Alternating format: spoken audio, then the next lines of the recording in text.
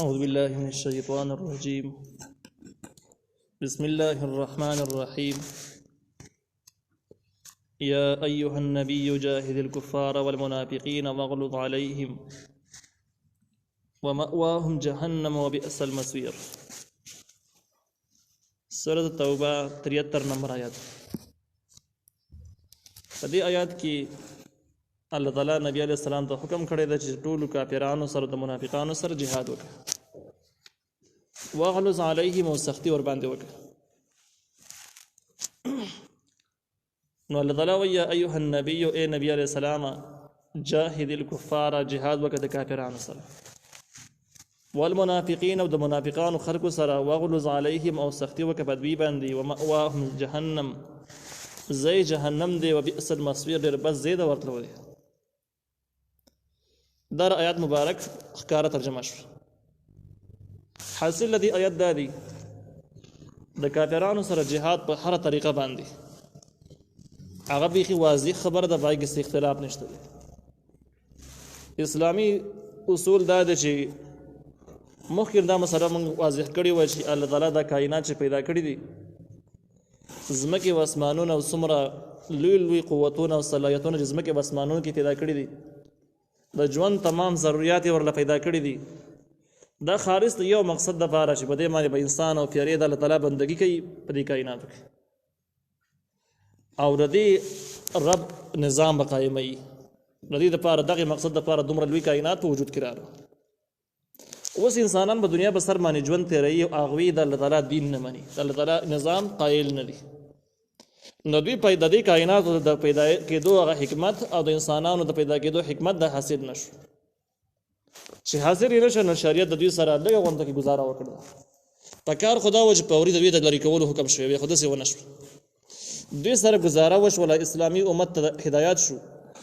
چې داسې خلک د دنیا په سر باندې موجود چې د الله تعالی د وحدانیت او د آسماني دین او د شریعت نه و قایل. اسلامي قوت به دې سره دې ته درې پیشکشونو کې یو وړاندې کې په ترتیب باندې. اول به ورته ووایي چې تاسو اسلام قبول کړئ، اسلم تسلم، اسلام قبول کړئ نو ټول مصیبتونه په امان شي. که اسلام قبول کړ خدا زمونږ رونه شو، څه باس پکې پاتې نه دی. که اسلام قبول نه کړ نو به دویمه مرحله کې به دوی ته وویلی شي چې ستاسو د ژوند او د وجود مقصد نه حاصلېږي، چې تاسو دین نه منئ. یوازې خوړل او څکل او نسل سیوا کول دا د حیواناتو کار دی، صرف بچي او خوراک څښاک دا د حیواناتو صفات د انسان به دا کوي چې د الله تعالی بندګي به کوي، د الله تعالی د نظام دپاره به کار کوي، او تاسو د دغې نه خالي شولئ. نو اوس حیوانات څاروي خو دام پیدا ده چې غوښیان یې په کار راځي، غوښې په کار راځي، تاسو خو بیا هغه شیزونه د استعمال بیا نه دي. لہذا په کار خدا و تاسو لرې شوي وي د دنیا نه، خو بیا هم شریعت تاسو سره ګزاره کوي. تاسو داسې وکړئ چې سالانه چې تاسو کوم آمدن دی، هغې آمدن کې یو مناسب انداز به ورته وښودلی شي د روزګار مطابق، چې دومره مقدار باندې پیسې تاسو اسلامي حکومت او بیت المال ته ورکوئ چې د مسلمانانو ضروریات د هغې نه پوره کېږي. نو دغه د عبادت ښه طریقه باندې به مسلمانان به کوي، خیر دی تاسې نه کوئ، خو مسلمانانو ته ټیکس ورکوئ. موږ دا هم ویلي چې مسلمانانو د زکات او د عشر نه بغیر بل شیز اخیستل ناجایز دي په اسلام کې، په شریعت کې، په نورو قوانینو کې نه. او د کافرانو نه به دا جزیه واخیستلی چې مسلمانانو ته به حواله شي، د مسلمانانو اقتصاد بیخي شي چې هغه د الله تعالی دین زده کولو او عملي کولو ته جوړ شي، او د دیاړۍ مزدورۍ خوارۍ غریبۍ نه پې خلاص شي. بیا چې کله دوی دغه هم تمتن نږدي چې موږ نه اسلام قبلو، نه مسلمانانو ته ټیکس او جزیه ورکوو، بلکې خپله بدماشي جاري ساتو، نو بیا اسلام په درېیمه مرحله کې ویلي دی چې د دوی سره د جهاد وشي، د اسلحې په زور باندې او د تورې په زور باندې دوی سره جنګ وشي، جهاد وشي. نو دې ځای کې د کفارو دغه مسله بیخي واضح ده، د مخکې دا موضوع روانه ده. لیکن د دې سره متصل یو بل ټکی د هغې د منافقین ټکی دی. منافق هغې ته ویلی کېږي چې ظاهر دعوی د اسلامي سرنګ روغانې د اسلام برابر کړی، لیکن د ټول اسلام یا د اسلام د ځینې احکامو دی قایل نه او هغه نه مني. دې کس ته منافق ویلی کېږي. منافقین هغه وخت کې را ظاهرېږي او ښکاره کېږي چې کله د مسلمانانو زور او غلبه موجوده وي یا حکومت موجود وي، نو بیا منافقین په هغه ځایونو کې، او چې کله د اسلام زور بیخي نه وي، اسلام کمزور وي، بیا منافقین نه وي. چې کله ریاست نه وي، د هغې مسلمانانو زور نه وي، نو مکه معظمه کې د منافقانو باس نه و، د کفارو زور و. چا چې د اسلام نه نفرت ښکاره د کفارو سره ولاړو، مدینه منوره کې اسلامي ریاست قائم و، نو بیا به منافقینو داسې کوله چې د مسلمانانو د زور نه به یریدل او اسلام یې خوښ نه و، نو ښکاره به دعوې د مسلمانۍ وي، پټ به د کافرانو سره رابطې وي او د اسلامي احکامو نه مطمئن نه و. د منافقینو حکم شرعي لحاظ باندې دا دی، د اهل سنت والجماعت د علماو اکثري رائے رسیده چې منافق کم کسان چې د اسلام اظهار کوي، بځینې کارونو کې هغه مسلمانان شمار دي، لیکن پټ ځینې کارونه د بل شان کې دي. د دې خلکو سره په توره باندې په اصله باندې جنګ نه کیږي، بلکې دې خلکو سره به واز نصیحت دلایل باندې باس کیږي، او دوی چې د اسلام خلاف کوم قصې خورایي بدنامیانی د هغې خلاف به قلمي او لسانی کاروایی کیږي، اخلاقی کاروایی به کیږي، او د توري په زور او د اصلاحي په زور به سره جهاد نه کیږي. نو دې ځکه کې د منافقینو سره به جهاد سره څنګه په دې آیت به عمل څنګه کوي. د دې یو جواب چې کوم دی نو تفسیر عثماني ذکر کړی دی، هغه دا دی چې جهاد اصل کې څه ته ویل کېږي، د یو باطل او زرناک سیز د فکورو د پاره پوره صلاحیتونه استعمالول او هغه د فکول در جهاد تعریف دی. نو بیا په دغه دوران کې به کله د توري ته ضرورت پیخیږي، کله به جبې ته ضرورت پیخیږي، کله به قلم ته ضرورت پیخیږي. نو تفسیر عثماني وایي چې په دې ځکه کې دا جهاد کلمه عامه ده، کفارو سره به په قتال سره واخلي او منافقینو سره به په دلایل سره واخلي. دویم قول دا نقل کړي چې منافقینو سره په هغه ټیم کې فاصله سره جهاد کول منع دي چې کله د هغوی کفر واضح شوی نه وي. چې کله کفر واضح شي نو بیا دوی سره په توره باندې جنګ کول هم جایز دي، فاصله باندې جنګ کول منافقینو سره دا هم جایز دي. دا قول هم تفسیر عثماني نقل کړی دی. تفهیم القرآن په دې کې د کافرانو سره جهاد، د منافقینو سره جهاد او سختۍ باره کې ویلي دي چې منافقین چې څو پورې د کفر اظهار یې نه دی کړی او ځان د مسلمانانو سره شماري، اسلام د دوی سره رعایت کړی دی چې خیر د دوی به نه وژل کېږي، دوی به نه جلاوطن کړی کېږي، ګزاره به څه کېږي. لیکن د تبوک د جنګ نه وروسته د دوی حالات واضح شو، د دوی خبرې ښکاره شولې. نو اوس چې کله حالات واضح شو نو اوس دوی سره به سختي کېږي، جنګ به سره نه کېږي خو سختي به سره کېږي. سختي به سره څنګه کېږي؟ سختي به سره په دې لیول باندې چې په دې کې بشري احکام په دې باندې بنافذولو کې به هیڅ قسم سستی نه کېږي. داسې به نه ویل کېږي چې یاره دا خلک چې کم دی نو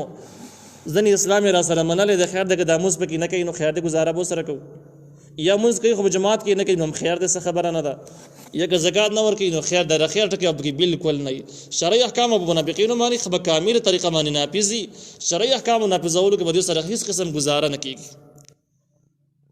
دا وغلوس دا د غلظت نه دی، غلظت سختۍ ته ویل کېږي. د دې تضاد چې کوم دی نو رأفتون راځي، نرمي. نو په اسلامي احکامو نافظولو کې به دوی سره هیڅ قسم نرمي نه وي. دا قول امام قرطبي رحمه الله هم دی. اوس په معاشره کې چې کله منافقینو سره سختي کې په دې آیات باندې عمل کوي نو عمل په دې څه وکړي شرعي احکام او منافقینو باندې په کامله طریقه باندې نافذ شي، یو به داسې وشي. دویم نمبر سختي به بس داسې وکړي چې دوی نه بایکاټ وکړي، لارې به دې بېلې کړي چې کله د سره ټول دین او ټول اخلاق د اسلام د سره قبول کړي نه دي، ځینې مني او ځینې نه مني، نو ځینې منلو نه منلو والا کس سره به لارې بېلې کړي. دوی سره غم خادي تعلقات دوستانی رشتي هر شی به سره کټ کړي. او دغه شان د کې امام مودودي رحمه الله دا هم ذکر کړی دی چې غلظت دا هم دی چې داسې خلک په اسلامي حکومت کې په منصبونو وحدو باندې نه اخلي، دا به منصبونو نه اخوا کړي. دا دوی سره سختی ده. دا به قانوني چې منافق چې کوم بشري تمام احکام باندې عمل نه ځنې عملي کوي، ځنې نه عملي کوي، ځنې قایل ځنې نه دی قایل. نو دې خلکو سره د نور بایکاټ سره به د اسلامي حکومت د حکومتي عهدونه به دا خلک هم لرې کړی شي او دا خلک به عهدو باندې قطعا نه اخیستلی کېږي. نو مرې طریقه باندې به د دوی ذلت ښکاره شي. د دوی هېڅ قسم قدر او احترام به څوک نه کوي. د مسلمانانو کومه ورورولي چې د ورورولۍ په نظر به دې ته څوک نه ګوري، نو به دې باندې به دنیا را تنګ شي. نو یا به اسلام قبول کړي یا به د علاقه پرېږدي، دو خبرې به شي. دا د منافقینو سره د جهاد او د هغې باندې سختۍ کولو حکم حاصله خلاصه شوله. الله تعالی وایي ومأواهم جهنم، و زیر دوی جهنم دی. دنیاوي سزا یې تاسو ولیدله چې دوی سره به جهاد کېږي که کفر یې ظاهر شو، سختی به سره کیږي په معاشره کې که کفر یې پټو او ښکاره باندې دوی مسلمانان شمار په معاشره کې به قسمه سختی کیږي خو د دې نه د مرګ نه وروسته چې کوم دی نو مأواهم جهنم زی جهنم دی نو دای تخویب اخروی شو دا ولنۍ سزا د تخویب دنیاوی د چې منافقین په دنیا کې ډېره لپاره خوشحالي نشته او منافقین ته به د خوشحالۍ پیزا نه جوړي دویمه دار چې کله دې مړ شي ډایرکټ به جهنم ته لاړ شي او جهنم څنګه شي دی نو وبئس المصير ډېر بد ځای د ورتلو دی جهنم احوال وځي په ځای باندې مخکې تر شوي دي صبر وروسته راشي الله ويحلفون بالله ما قالوا دوی قسمونه خوري په الله تعالی باندې د الله تعالی په ذات باندې قسمونه خوري ما قالوا چې دوی نه دی ویلي دوی باندې خبرې نه دی کړي ولقد قالوا یقینا دوی ویلي دي کلمه الکفر کلمې د کفر وینا د کفر یې کړې ده داسې خبرې کړل چې په هغې باندې ښکاره کافران شوي دي وکفروا بعد اسلامهم دوی کفر کړلی وروسته د اسلام خپلنا وحموا او دوی قصد کړی دی بما د هغه کارونو لم ینالو چې دوی ورته ونه رسېدو کامیاب پکې نه شو دې ځکه نه په دا د منافقینو احوال شو او د منافقینو باس بیرته ذکر شو د دې په تفسیر کې مفسرینو لیکلي دي تفسیر مظهری ابن جریر معرف القرآن هغوی ذکر کړی دی چې په تبوک په جنګ کې ځینې منافقین جهاد د تلی هم هلته چې کله دوی لاړو ځینې منافقین نبی علیه السلام تبوک په میدان کې مجاهدینو ته واعظ نصیحت کو خطبه ورکوله او د منافقینو ذکر یې وکړ چې د منافقینو انجام به ډېر خراب وي د هغوی انجام یې ذکر کړو په دې کسانو کې یو سړی ناست و جلاس نومې دی چې د منافقینو د انډیوالۍ سړی دی نو دی لاړ او یو بل ملګري ته قصه راواغېستله چې نبي علیه السلام چې د کومې خبرې وکړې منافقینو باره کې که دا رښتیا یي اول خو به نه رښتیا خو که رښتیا شوې نو دا یا ساتئ چې ګورې زموږ حال د خرو نه بدتره دی دا خبر یو صحابي واورېدله او هغه صحابي پسې ورپاسېد او ده ته یې وویل چې ولې ستا پکې شک دی چې که دا خبرې رښتیا وي نو ستاسې حال به د خرو نه بدتر وي بلکې نبي علیه السلام هر خبره رښتیا ده که تاسو واقع منافقینو کې یئ نو تاسو د خرو نه واقع چې بدتر یې ځکه چې خر خو غیر مکلف دي الله تعالی تپوس نه کوي نو تاسو نه ډېر ښه دي او تاسو مجرمان هم یې تپوس هم نه کېږي دا خو ډېر خطرناک دي تاسو هلته کې د دې دواړو منځ کې ډېر تکرار وشو بیا دا کسان مدینې منورې ته واپس شو مسجد نبی کې نبی علیه السلام ته دغه صحابي شکایت وړاندې کو چې دې کس د جلاس چې کوم دی نو زما د مخې داسې خبره وکړله چې که دا خبرې رښتیا وي نو ګورې زموږ حال د خرونه هم بدتر دی خپل ملګرو سره خبرې کولې نبی علیه السلام مسجد نبی کې د نبی علیه السلام کوم محراب چې دی په خوا کې د کسان راوغوښتو جلاس نه تپوس وکړ ویل دا خبرې تا رښتیا کړې دي دا خو د کفر کلمې دي نو ده ورته ویل دا بیخي دروغ دي په ما باندې تهمت لګي دا خبرې ما نه دي کړي او پاسېد او باقاعده قسم یې وخوړ چې دا خبرې دروغ دي ما نه دي کړي د هغې نه بعد صحابي پاسېد او قسم یې وخوړ چې دا خبرې بیخي رښتیا دي ده نه ما اورېدلې دي د هغې نه بعد یې لاس اوچت کړو او ویل چې یا الله په مونږ کې چې کم کس رښتونه دی ته یې صفایي وکړي او ته د هغې تایید د اسمان نه وکړي چې دا رښتونه دی زما او د جلاس کې چې کم کس رښتونه دی ما ته خپل ځان معلوم دی الله تا ته خو معلوم دی خو دې مسلمانانو ته نبي علیه السلام ته پته نشته نو د دې کې چې کوم رښتونه ده هغې صفایي د اسمان نه وکړي په دوی کې دوی په محفل کې ناست دي مسجد نبي کې ناست دي چې دا آیتونه نازل شو چې یحلفون بالله ما قالوا دوی قسمونه خوري په الله تعالی باندې چې دوی هغه خبرې نه دي کړي او ولقد قالوا کلمة الکفر دوی ویلې د کلمه د کفر تصدیق یې وشو چې دغه صحابي رښتونه د جلاس دروغجن دی جلاس چې کله د آیتونه واورېدو ډېر زیات خفه شو پاسېد او په ژړا شو او نبی علیه السلام ته وویل چې دا آیتونه بیخي زما باره کې نازل شو دا صحابي چې کومه قصه وویل دا قصه رښتیا ده زه اوس اقرار کوم چې دا رښتیا ده رښتونه او ما قسمونه به دروغ وخوړل زه دروغجن یم البته په دې آیات کې وروسته د توبې ترغیب ذکر شوی دی نو معلومیږي دا چې زما توبه قبلیږي زه توبه وباسم دې جلاس بیا توبه ویستله او د اخره پورې په اسلام باندې کلک پاتې شو دا واقعه تفسیري مظهري نقل کړې ده په تفسیر سره نو الله تعالی وایي چې ولقد قالوا كلمة الكفر یقینا دوی ویل د کلمه د کفر وکفروا او کفر یې کړل بعد اسلامهم وروسته د اسلام خپل وهموا بما لم ينالوا دې منافقانو قصد کړی او د هغه کارونو چې ورته ونه رسېدو دې جمله کې د مفسرینو بحث دی چې که اولنی شان نظر واخیستی شي کم چې د جلاس واقعه ده نو په دې کې د دې الفاظو څه مطلب ده چې دوی ونه رسېدو هغه خبرو ته چې د کوم خبرو یې قصد کړی و هغې ته ونه رسېدو نو بده کې درسای سوال پاتې شو. نو بده کې ابن جرير بیا بل واقعه نقل کړی ده. اگر چې بده کې واقعیت ډیر نقل یو ممکن د ټول واقعیت په خپل ځماني اشتیاي صحیح او دا آیت د ټول شان نزول ګرځیدلې. دیمه واقعیت دا چې تبوک جنگ ته کله مجاهدین لاړل مسلمانان نو بده کې یو واقعیت د هم وشول چې د منافقین دورسو کسان مخونه پټ کړي او نقابونه والي په یو غر کې پټ شيو. هغه لار کې دی پټ شيو چې کوم لار باندې نبی عليه السلام واپس راتلو والا لار او دوی ته دا هم معلومات چې نبی عليه السلام په تشبيه په ټیم کې د غر باندې تیریږي تیار وای. د دوی صلات سه وجدا نبی عليه السلام باندې د شپې حمله وکړه د زګینا په نقابونو کې څوک هم نه پیژني او نبی عليه السلام به شهید کړ د غر نبی نعوذ بالله کته واجب عملګری به څوک وتخت سبب ولا وجنو. زین روایتو کې دي چې نبی عليه السلام ته وحي وشو نبی عليه السلام لار بدل کړ بل لار باندې لاړو. زین روایتو کې دي چې نبی عليه السلام سره یو عامر ور سره دی عامر رضی الله تعالی عنہ او یو سره حذیفه رضی الله تعالی عنہ ور سره دی. حذیفه رضی الله تعالی عنہ مخ کې دی د ډېر مخ روان دی. عامر رضی الله عنہ په دویم نمبر کې د نبی علیہ السلام ورسره روان دی چې دوی حمله وکړه په حذیفه باندې. حذیفه ځان سره وتښتاو يرغم علیکم او چې کله عامر رضی الله عنہ خبر راورسید نو هغه په دې باندې زبردست حمله وکړه په دې کسانو باندې دورسو کسانو باندې او دوی دومره د ورختای سره یوازې مخامخ کړل چې دوی اسونه وزغلول واپس کړو. نبی علیہ السلام ته ویل چې دا کسان پټ شو او دغه شان کس مخونه پټ کړیو. نبی علیہ السلام دغه لار دغه زګین نه بدل کړه دغه نورسته په بل لار باندې لاړو. بیا وروسته ابن جرير نقل کړی دی خپل تفسیر کې تفسیر طبری کې چې دغه دولسو کسانو نمونه چې کم دینو حضرت عامر رضی الله عنه ته نبی علیہ السلام پورا خودل چې پلان کې او دا مدینه اوسیدونکي دي. لیکن دا ورته هم ویل دا نمونه بچاته خینو د مرګ د وخت پر دا نمونه چاته ونه خي. نو بده کې دغه دوه مواقع ته اشاره ده چې هم بما لم ينالو دي خلکو قصد کړي او د منافقین د هغه کارونو لم ينالو چې وته ونه رسیدو حاصل نه نو دوی خپل مقصد کامیاب نشو. نبی علیہ السلام ته ضرر ونه رسوه ژوندې پاتې شو. وما نقموا الا ان اغناهم الله ورسوله. اوس د مخکینی د منافقین او د منافقت وجه ذکر کیږي چې منافقین ته نبی علیہ السلام او مسلمانانو سویل دي چې دوی وت بلارو کې پټیږي دومره سازشونه هم کوي دومره کړ کې نفرتونه ساتي بړونو کې وجه سره نو الله تعالی وجه ذکر کوي چې وجه دا ده چې وما نقموا دا منافقین بدل نه اخري د مسلمانانو نه الا ان اغناهم الله ورسوله مگر دا چې الله مالدار کړی دی دوی لره ورسوله ذریعہ د رسول خپل باندې دوی د خپل پیغمبر ومنله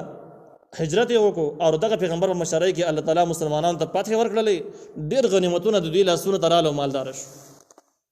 نو دوی د مالدار کېدو په وجه باندې منافقین د دوی سره حسد دي کینه ده وسره.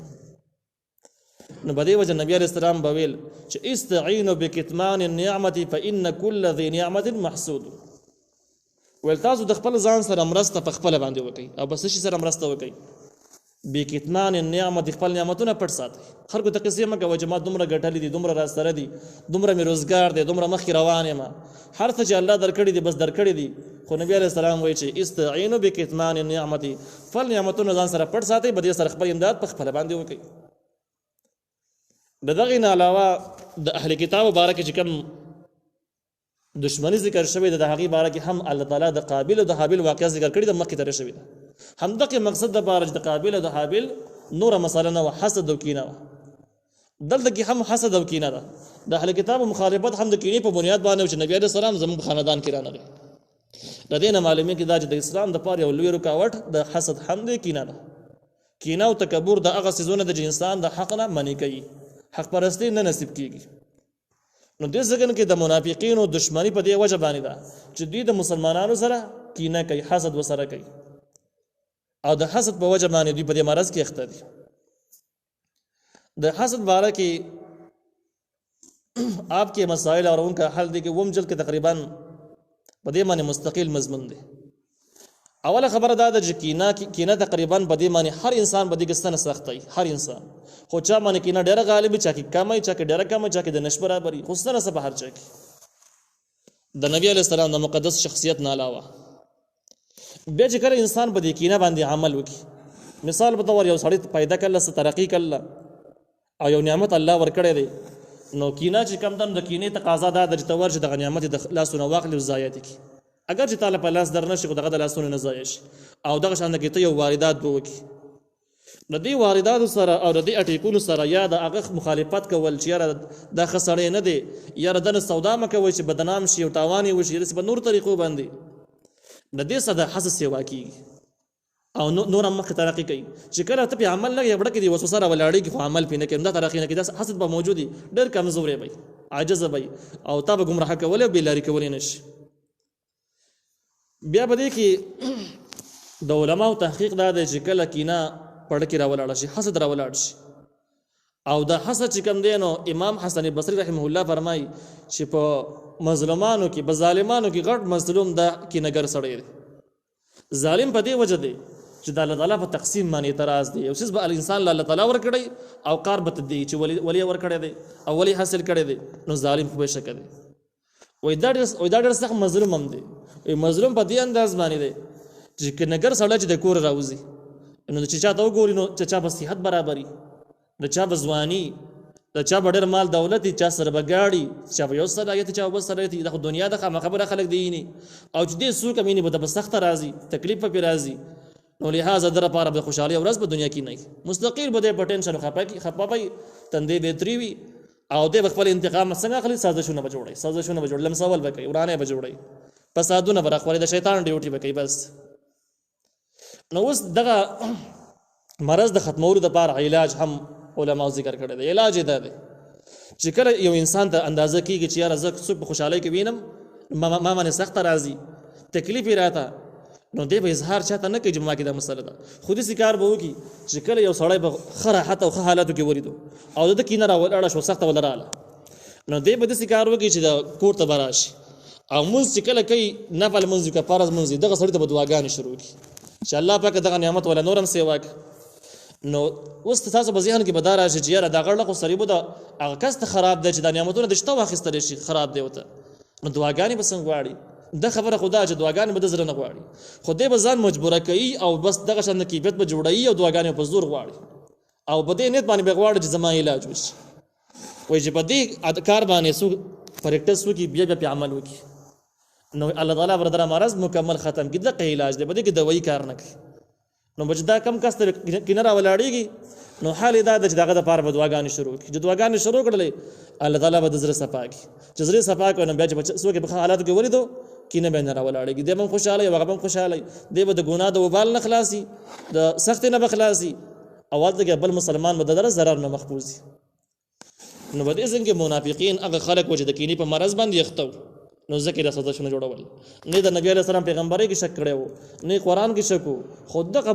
بغض او کینې دړنه نه وته چې صحابه کرام الله تعالی ولي مالدار کړو زمنګ نه ولي مخکې راړو حالانکه دا غریب خلک نو الله تعالی وما نقمو دی بدل ناخلی د دوی نه الا ان اغناهم الله مگر د دې خبرې بدل دی اخلي چې الله تعالی دوی مالدار کړی دي ورسوله او رسول الله یعنی رسول الله په ذریعہ باندې مالدار شوی دي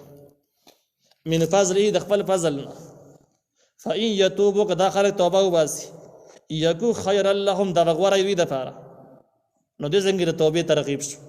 چې دا خلک دا کینهګر خلک او دغه منافقین چې نبی رسول الله زمانه کې او د قیامت پورې کله چې دا خلک توبه وباسي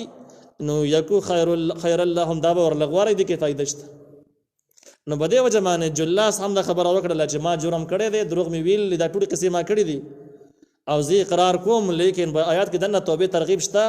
معلومی کې دا چې زما د لپاره توبه چانس موجود دی لہذا توبه وباسم مفسرین لیکلي د توبه وستر او د اخره پورې په توبه باندې کلکو به دې کار نه وکړي وان يتولوا کدی مخواړه او توبه ونه استره او په منافقات باندې کلک شو يعذبهم الله عذاب باور کې دوی در الله تعالی عذابا الیما عذاب دردناک عذاب دی ته وجه د زړه او اړو کې به هغه متاثر کی خطرناک عذاب وي مخکې موږ د عظیم او د عالم منځ کې فرق کړی دی چې کافرانو به عذاب عظیم کې اخته لوی عذابونو کې بخته لیکن هغه به عالم نه په اړو کې باندې بیا اثر نه دنه باطن باندې بیا اثر دومره نه منافقین ضرر سیوا دی په دوی کې بدن پر اړو کې بدن وربلېږي او دنیا کې به همیشه د پاره د یری پیغام په دردونو باندې اخته نو الله تعالی وایي دوی له عذاب ورکړي، عذاب دردناک په دنیا کې دنیا کې به همیشه د پاره پتی باندې یریږي چې مسلمانان زموږ د رازونو نه خبر نشي او خپل انتقام را نه وانخلي، او په دې سوچ کې به چې کله به مسلمانان خبرې یو کله به زموږ پسې راځي مرګ وخت پورې به دغه یره او هیبت کې پراته خوشاله ورځ به نه بیا په آخرت کې د دوی عذاب بیخي واضح دی، جهنم یې ځای دی او منافقین به لاندنۍ طبقه کې پراته چې کوم جهنم کې لاندې خطرناک ځګینې دی چې ټولو جهنميانو یې نیو زوی به هم په هغې په سرونو باندې وربهیږي. وما لهم او نه به د دوی دپاره فی الارض په ځمکه کې من ولي هیڅ ملګری ولا نصير او نه مددګار. منافقینو دپاره په دنیا کې بیا الله داسې عذاب راولي، اګر چې په دنیا کې خلک د یو بل سره مرستې کوي لیکن د منافقینو خلکو مددګاران بنئ، د چا سره چې ملګرتیا کړي د اسلام خلاف الله تعالی به هم دغه کس مسلط کوي بیرته، او دا یو حدیث شریف مضمون دی، د حدیث ثابت دی. نبی علیہ السلام فرمایي من اعان ظالما سلط الله علیه قبل موته. چا چې په دنیا کې ظالم مرسته وکړه، ظالم مخکې موږ تعریفونه کړي دي، ظالم دې ته ویل کېږي چې حقدار ته حق نه والا کوي، دا ظالم دی. نو دا د انسانانو په باره کې هم کېدای شي چې انسانانو حقونه نه والا کوي، دا د الله تعالی په حق باره کې هم کېدلی شي چې د الله تعالی حق نه والا کوي. نو چې کوم کس د انسان او د الله تعالی حق نه پیژني نه والا کوي، نه په دین عمل کوي او نه د خلکو حقونه والا کوي، داسې مطلب شو دغه سړی ظالم دی. ظالم چې چا مرسته وکړه نو دغه الله تعالی به دغه ظالم په دغه کس باندې بیرته مسلط کړي، بیرته مسلط قبل موت یې مخکې د مرګ نه، یعنې مخکې د مرستې کوونکي نه کوم کس چې مرسته کړله دا چې لامل نه وي د مرګ نه مخکې به الله تعالی دغه ظالم مسلط کړي او دله به سنګینې سزاګانې ورکړي. د دې نه معلومه شو چې ظالم سره مرسته کول دا داسې نه ده چې وختي خبره ده او تېره شوله او یاره وخت حالات داسې دي حالات نازک دي بیا موږ ته مسلې جوړېږي، دا خصي خو دا شیطانی وسوسې خو بخپل ځای دي. لیکن چا چې ظالم مرسته کړل او ظالم یې سپورټ کړی دی الله تعالی به دغه ظالم بیرته خامخا مسلط کوي او دله به سنګینه سزا ورکوي د مرګ نه وړاندې د هغې نه بعد به دی بیا مړ کېږي. څو پورې چې ظالم د الله سزا ایسته کړي نه وي هغې پورې به دی مري نه. نو ځکه الله تعالی قرآن کې موږ وما لهم فی الارض من ولی، نه وایي د دوی دپاره په دنیا کې هېڅ ملګری بوله نه وي، ځکه د چا ملګرتیا چې کله هغه بیا په تیارې مسلط شي، ولا نصیر او نه مدد کوونکي